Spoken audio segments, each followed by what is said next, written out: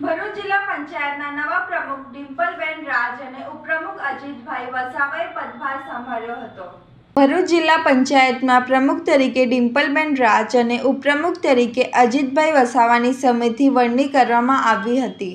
જે બાદ આજે ગંગા દશેરાના પવિત્ર અને શુભ દિવસે બંને હોદ્દેદારોએ મંત્રોચ્ચાર અને શાસ્ત્રોક્ત પૂજન વિધિ સાથે સત્તાવાર રીતે પોતાનો પદભાર ગ્રહણ કર્યો છે। શુભ મુહૂર્તમાં પદભાર સંભાળ્યા બાદ બંને નેતાઓએ જિલ્લાના વિકાસ કાર્યોને વધુ વેગ આપવાની નેમ વ્યક્ત કરી હતી। આ પ્રસંગે મોટી સભામાં પક્ષના હોદ્દેદારો, કાર્યકરો અને સમર્થકો ઉપસ્થિત રહ્યા હતા અને નવનિયુક્ત પ્રમુખ ઉપપ્રમુખને શુભેચ્છાઓ પાઠવી હતી।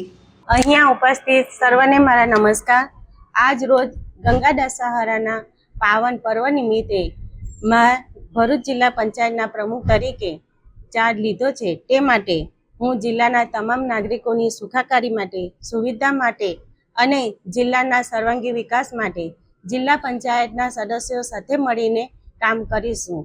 તેમજ આગામી દિવસોમાં જિલ્લામાં રોડ, રસ્તા, પાણી, આરોગ્ય, શિક્ષણ વગેરે જેવા ક્ષેત્રની અંદર વિકાસ માટે ભેગા મળી વિકાસના કામો કરીશું અને કરતા રહીશું। અસ્તુ, વંદે માતરમ, ભારત માતા કી જય।